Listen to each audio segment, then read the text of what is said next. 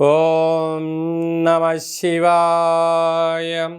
ఓం నమో నారాయణాయ. సంచిత కర్మ, ప్రారబ్ధ కర్మ, ఆగమిక కర్మ, నరదృష్టి నివారణ కాల భైరవాయ నమో నమః. హరి ఓం. ఓం రాహు అరిష్టేతు సంప్రాప్తే రాహు పూజాంచ కారయేత్. రాహుధ్యానం ప్రవక్ష్యామి చక్షుదోషపీడోప ఉపశాంతయే. ఓం కాత్యాయనాయ విద్మహే కన్యకుమారి ధీమహి తన్నో దుర్గి ప్రచోదయాతు. హరి ఓం.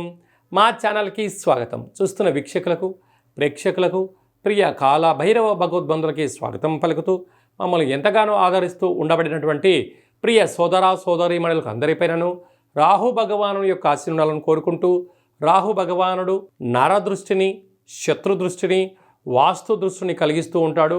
అలాంటి అందరిపైనను ఎలాంటి దోషాలు లేకుండా అందరికీ ప్రశాంతమైన వాతావరణాన్ని కలిగించి, అందరూ అనేక రకాలమైన ఎవరెవరైతే ఏ వృత్తులు అయితే చేస్తున్నారో ఆ వృత్తులలో అద్భుతమైన విజయం ప్రసాదించాలని కోరుకుందాము.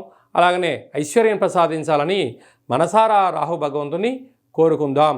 అలాగా 18 సంవత్సరముల తర్వాత రాహు భగవానుడు కుంభరాశిలో సంచారం చేయబోతున్నాడు.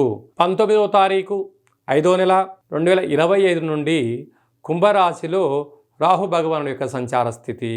మకర రాశి వారికి 18 సంవత్సరాల తర్వాత రాహు భగవానుడు ధన, వాకు, కుటుంబ స్థానంలో సంచారం చేయడం వలన ఇలాంటి కాల సమయంలో ధనాన్ని చాలా జాగ్రత్తగా పొదుపుగా వాడుకోవాలి, వాక్కును మితంగా ఉండగలగాలి, కుటుంబంతో అందరితో సఖ్యతగా ఉండగలగాలి.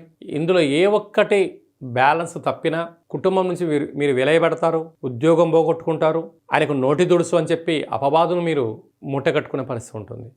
ఇలాంటి కాల సమయంలో మౌనం, ధ్యానం, ఏకాగ్రత, సత్ప్రవర్తన, వేలకు తిండి, వేలకు నిద్ర, వేలకు ఏదైనటువంటి కార్యక్రమాన్ని ఒక టైం షెడ్యూల్ని ప్లాన్ చేసుకొని దాని ప్రకారంగా మీరు వెళ్ళగలిగినట్లయితే ప్రతి శనివారం పూట రాహుకాల సమయంలో దుర్గామాత పూజలో పాల్గొనడం, అలాగా ఎరుపు వస్త్రాలను దానం చేయడం, ఎరుపు పదార్థాలను, పండ్లను దానం చేయడం వలన ఇలాంటి దోషం తొలగిపోతుందని చెప్పి కూడా గమనించాలి.